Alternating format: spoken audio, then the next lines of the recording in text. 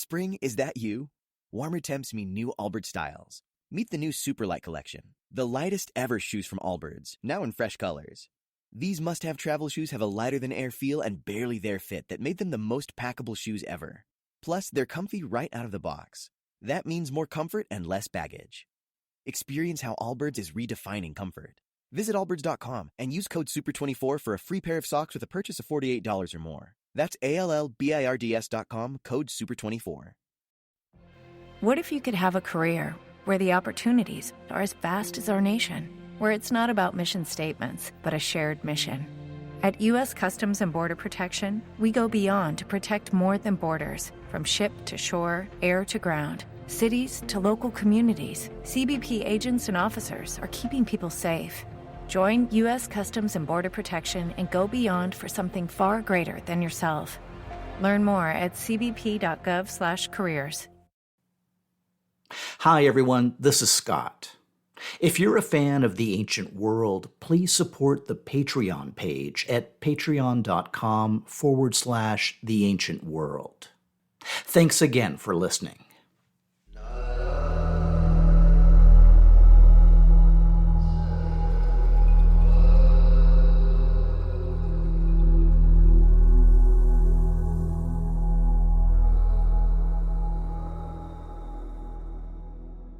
A dozen miles northeast of his imperial showpiece of Kalhu, Ashur-nasir-pal II built a second city named Imgur-Enlil, or Enlil Agreed.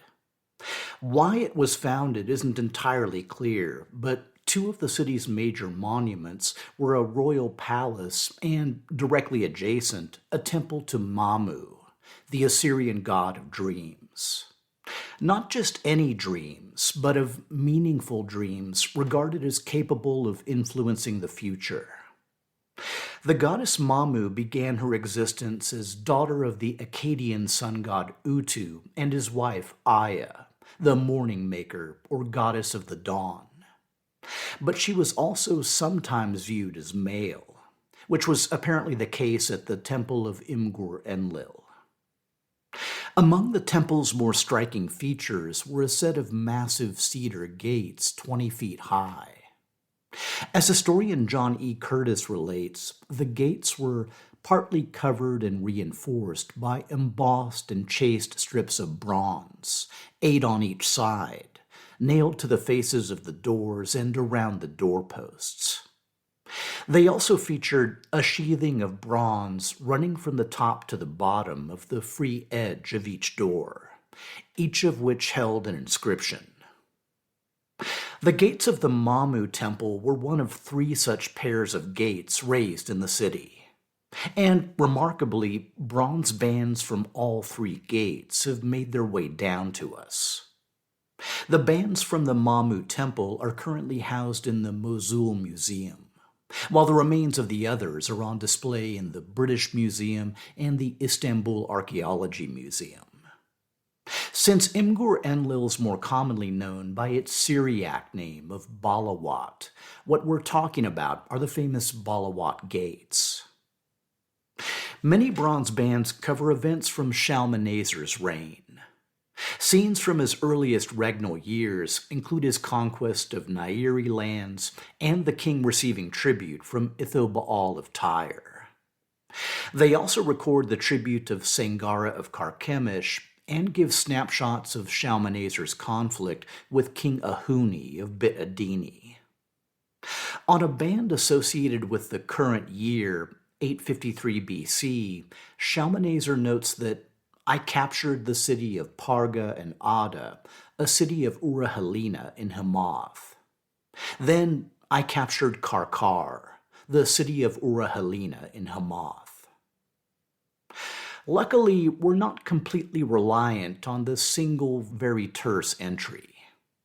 As I mentioned, the Assyrians were obliterating the recent Dark Age with a plethora of period documentation. Royal annals from Assur and Kalhu, inscriptions on various statues and monuments, and, in the not-too-distant future, an extremely important royal obelisk. They were pretty much carving an inscription into anything that wasn't currently moving. If you were a slow page in the Assyrian court, you'd better watch out for that stylus. The most valuable source for this particular era is a monument called the Kurkh Stele, which records the military activities of Shalmaneser III up through 853 BC. And it's the Kurkh Stele that gives a detailed record, or at least the official Assyrian version, of exactly what happened after Shalmaneser burned the city of Qarqar on the lower Orontes River. As the fires continued to rage in the background, Shalmaneser witnessed the approach of an enormous host, a vast alliance of, according to his tally, around 60,000 soldiers, including cavalry and chariotry, under command of 11 Syrian kings.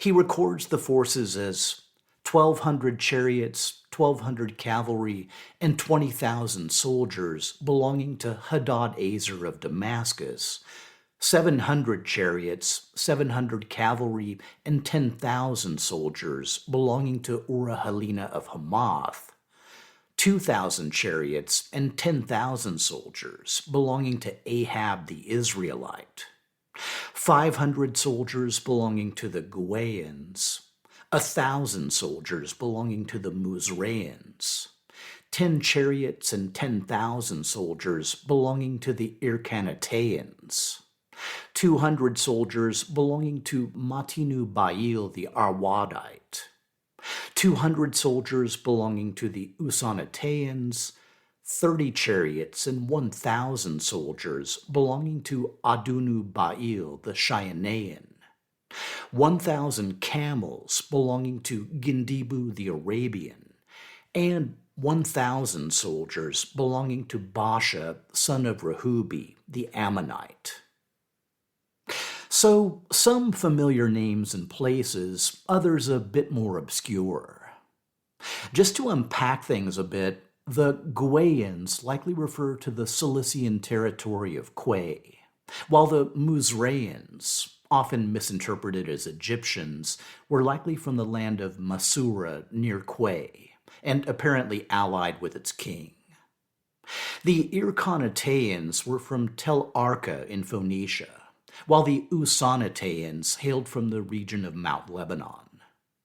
The Shianeans came from the coastal region of Amuru, north of Phoenicia. In parallel inscriptions, Shalmaneser refers to the subset of forces from Cilicia, Amuru, and Phoenicia as representing the kings of the sea coast. Taking all that into account, we can break things down into various groups. You've got the Damascenes, Hamathites, Israelites, and Ammonites. You've got the Cilician forces of Quay and Masura. You've got a significant contingent from Phoenicia and Amuru, including forces from Arwad, Tel Arka, Mount Lebanon, and Shianea, though no contingents from Tyre, Sidon, Byblos, or other major Phoenician cities. And lastly, you've got the very first record of Arabian forces fighting on camelback, possibly from the region of Edom. Judah and Moab are notable exceptions, though, as I mentioned last episode, Israelite forces may have included allied Judeans and conscripted Moabites, who just didn't get broken out separately. The bulk of the defensive coalition were foot soldiers, but there were also around 4,000 chariots, along with about 2,000 cavalry. And since military cavalry is a relatively new phenomenon, I wanted to have a quick discussion. The first recorded use of the term, at least that I could find, was in the annals of Shalmaneser's grandfather, Tukulti-Ninurta II. The term came into more common use during the reigns of Ashur-Nasir-Pal II and Shalmaneser III. According to historian Tomas Deso, the first depictions of cavalry as a fighting arm appear in the palace reliefs of Ashur-Nasir-Pal II. But It's also obvious that the first Near Eastern cavalry units weren't established by him, but that other local peoples also had cavalry at the time. Among the earliest employers of cavalry were probably the horse-breeding peoples of the Zagros and Armenian mountains. And it's likely that the use of cavalry initially developed somewhere in the triangle formed by Assyria and these two locations. One of Ashur-nasir-pal's early reliefs depicts the use of cavalry in combat. As Deso relates, the image shows a pair of cavalrymen, one an archer wearing a pointed helmet, while another, equipped with rounded bronze shield, sword, and possibly lance, and wearing a hemispherical helmet with ear flaps, holds the reins of both horses. The approach, one warrior and one driver and shield bearer, is clearly adapted from earlier chariot warfare. It's just more economical in the number of men and horses. Deso highlights other chariot downsides. If a chariot horse was wounded in battle, the other horses and the chariot crew would easily become useless. Similarly, if a chariot warrior was wounded, the chariot horses and the rest of his crew would lose their fighting efficiency. Chariot effectiveness was also dependent on the presence of flat, open ground. By contrast, cavalry could be deployed on difficult terrain, where chariots were effectively useless. All of these factors led to the increased use of cavalry across the Near East in the early 9th century BC. During his western campaign, Ashur-nasir-pal had recorded impressing the defeated cavalry of Bit Bahiani, Azalu, Bit Adini, Carchemish, and Patton into his army. And Shalmaneser done the same with the cavalry of Bit Adini. So we know that cavalry was increasingly common in the kingdoms of northern Syria. From Shalmaneser's description of the force at Qarqar, we know that both King Hadad-ezer of Aram-Damascus and King Urahilina of Hamath had cavalry units. By contrast, the kings of the seacoast and the Semitic armies of Israel and Ammon apparently had none, or at least not yet. And again, we should highlight that the Arab contingent under King Gindibu was entirely composed of camel-riding cavalry. If the opposing armies will indulge us for a few more minutes, we should also take an updated look at the prevalence of iron versus bronze. As I noted back in episode C11, prior to 1000 BC, the weapons and armor being used to forge and defend the new Iron Age kingdoms were likely just as bronze as before the collapse. But in the Eastern Mediterranean, the evidence shows a significant expansion of iron use during the 10th and 9th centuries BC, with important production centers in both Cyprus and the Levant. Historian Nathaniel Erbsatulo notes that while iron metallurgy may have developed earlier in Anatolia, there's a reasonable chance that the Eastern Mediterranean saw earlier widespread adoption. So it's likely that some of the coalition forces were equipped with iron weapons and armor. But what about the Assyrians? Though they're often considered the quintessential Iron Age kingdom, evidence of Assyrian iron production is practically non-existent. They certainly wanted it, from at least as far back as the Late Bronze Age, but their main source of iron during Shalmaneser's reign continued to be tribute and plunder.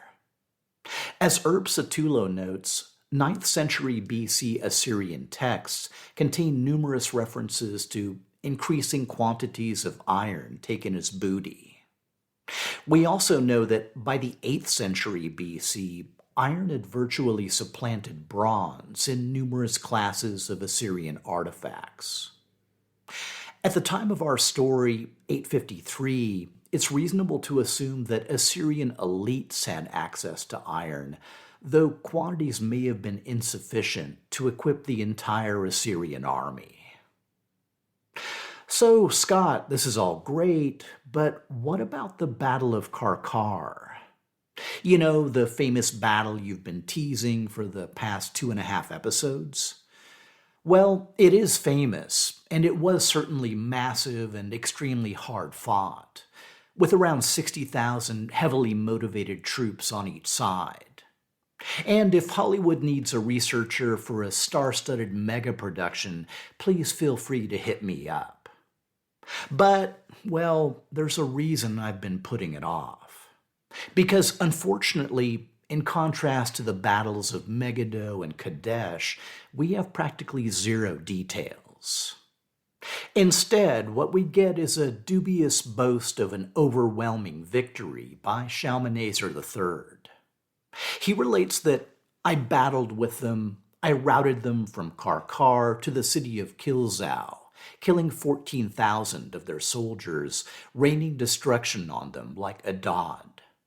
I scattered their bodies far and wide, and covered the face of the desolate plain with their vast armies." But here's the thing. In all of his various records of the conflict, Shalmaneser highlights taking his defeated enemies' chariots, cavalry, and weapons of war. But it's also worth noting what he doesn't record.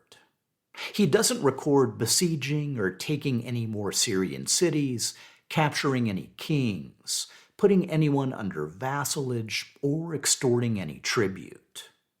Nor did he end up returning to the region for several more years. All of which sounds to me much more like a stalemate.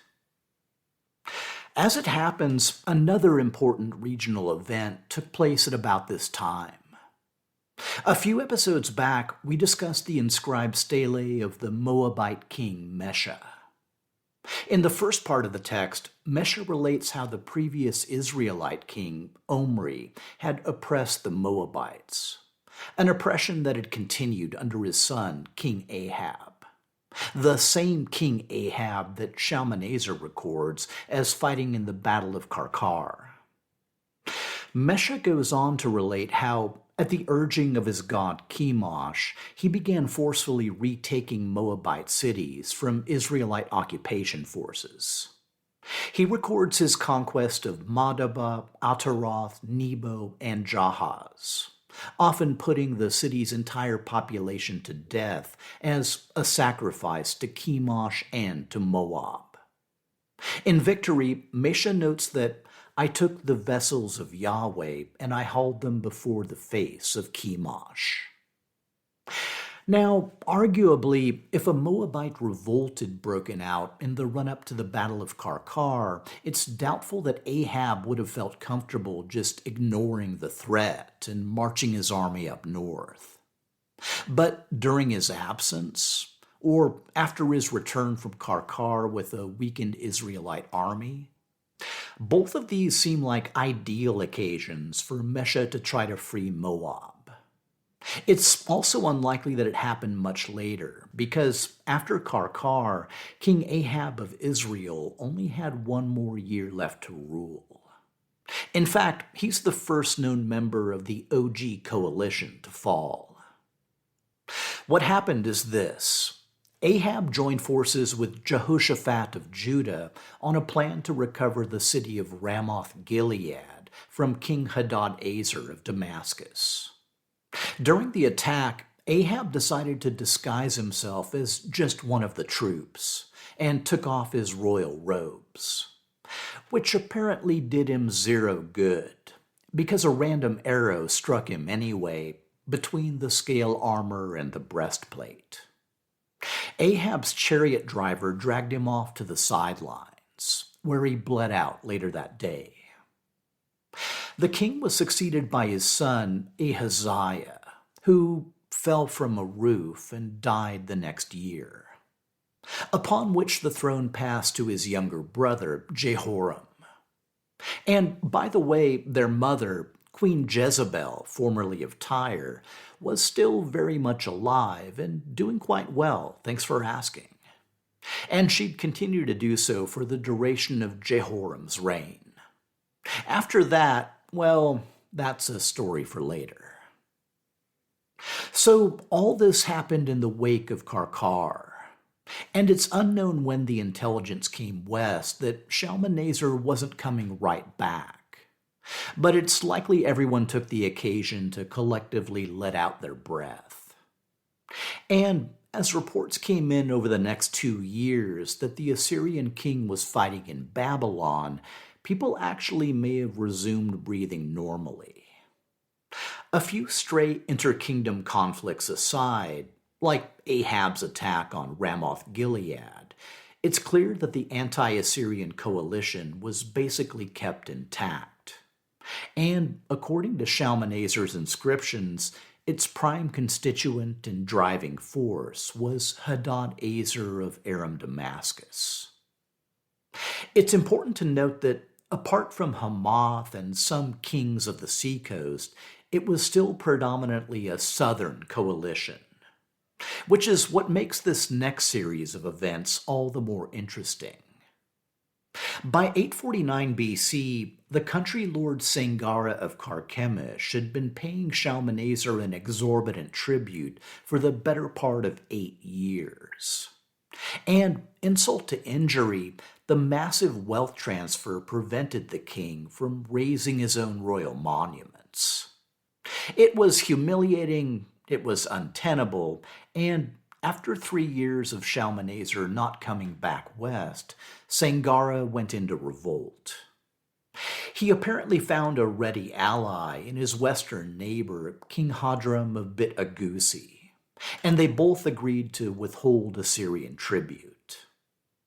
Whatever they expected, the response was swift and devastating. In a royal annal recovered from Kalhu, Shalmaneser records that, "In my 10th year, I crossed the Euphrates an 8th time.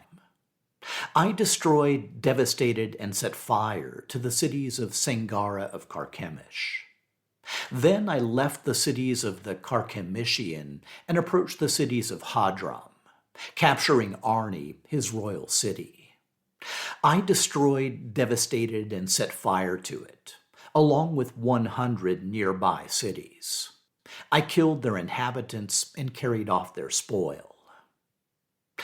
Neither king was captured or killed, nor was the city of Carchemish destroyed, though the burning of Arne did force the transfer of the Bit Agusi capital to Arpad.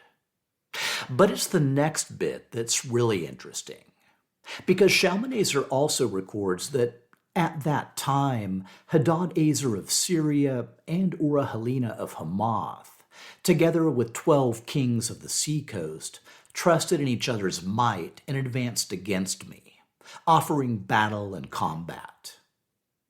Like with the earlier Battle of Qarqar, Shalmaneser records that I fought with them and defeated them, taking from them their chariots, cavalry, and weapons of war. Shalmaneser's claims aside, the implications are interesting. Either Shalmaneser marched south after his ruination of Bit Agusi, where he faced a similar coalition to 4 years earlier, somewhere in the kingdom of Hamath, or Hadad-ezer learned that Shalmaneser crossed the Euphrates and decided to march his coalition north and attack the Assyrian army. The latter would be a major development, since it would mean that Hadad-ezer decided to go on the offensive and do so outside of his coalition's home territories.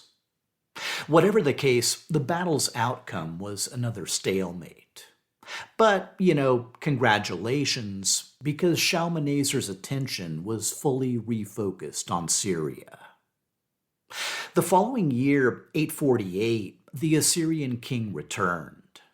Fragments of various royal inscriptions tell another interesting tale.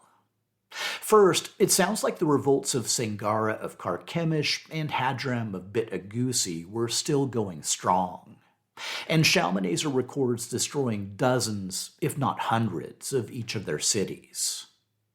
He then records that Hadad-ezer of Damascus and 12 kings from the land of Hatti stood by each other, but I succeeded in overthrowing them. Now, don't focus too much on the 12 kings part, or the overthrowing part, I guess. According to Shalmaneser, Hadad-ezer was now leading a coalition of southern and northern Syrian states, possibly a result of his coming to northern Syria's defense the previous year. After this campaign, it took 3 long years for Shalmaneser to return in force. In 845, he records that I mustered the people of the whole wide land in countless numbers. I crossed the Euphrates at its flood with 120,000 of my soldiers. The Assyrian king was apparently angling for a major decisive battle, and at least he got the battle part. Once again, Hadad-ezer of Damascus and Urahilina of Hamath, along with 12 kings of the upper and lower seacoast, mustered their numerous armies, countless soldiers, and advanced against me. The numbers being thrown around are likely exaggerated, but the upshot is that Hadad-ezer was still leading a vast coalition of northern and southern kingdoms and peoples. And though Shalmaneser again claims total victory, that's starting to ring a bit hollow. For the next 2 years, Shalmaneser's western campaigns were focused a bit farther north. At some point during 844, he crossed the Euphrates and marched on Malachia, possibly to dissuade them from joining the Syrian rebellion.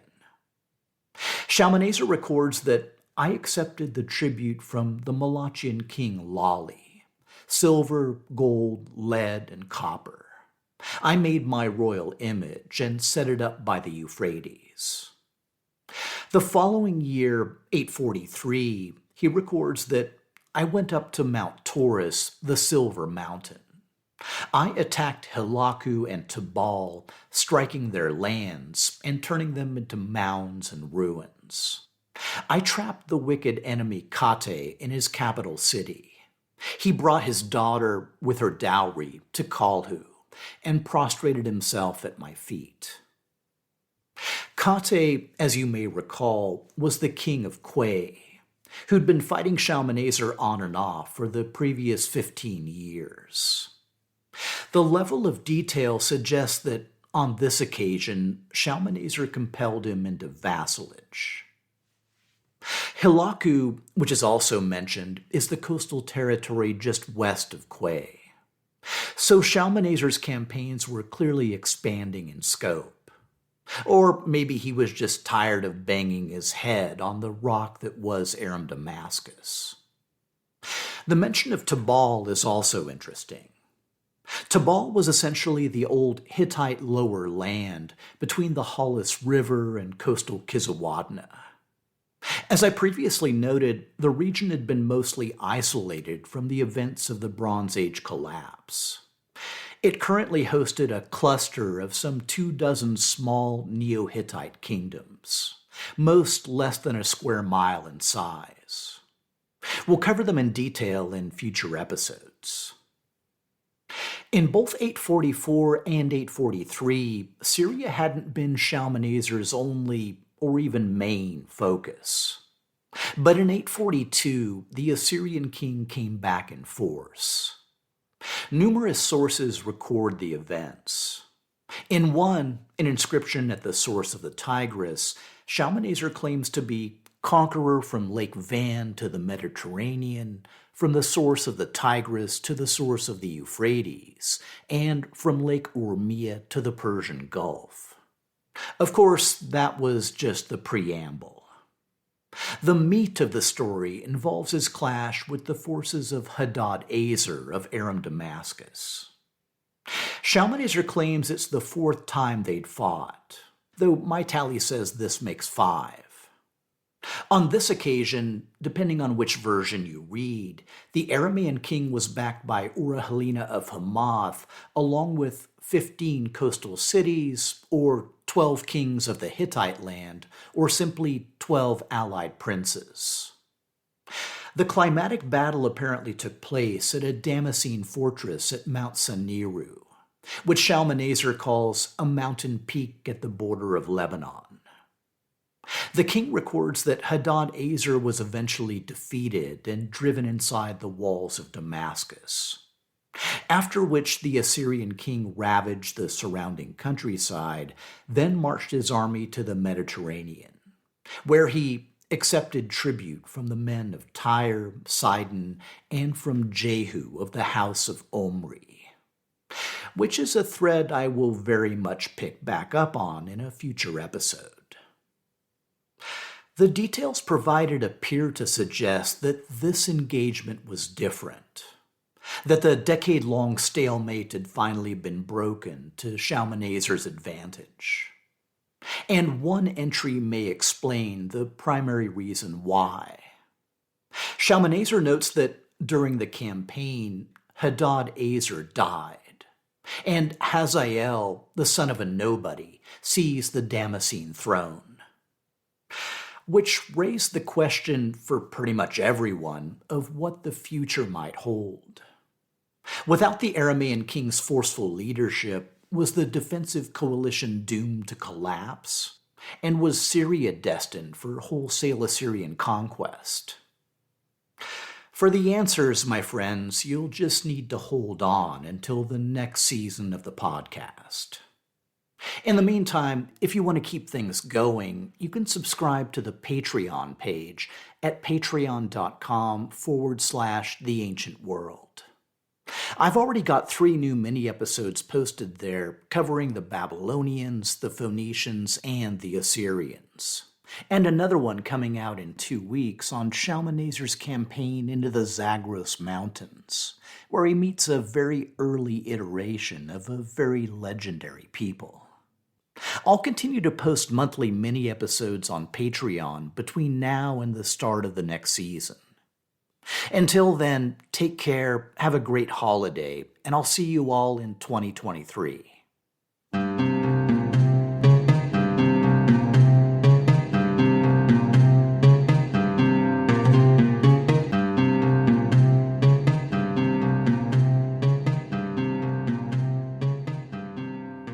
The Ancient World podcast is part of the Airwave Media Podcast Network, along with My History Can Beat Up Your Politics, the Explorers podcast, and other great shows.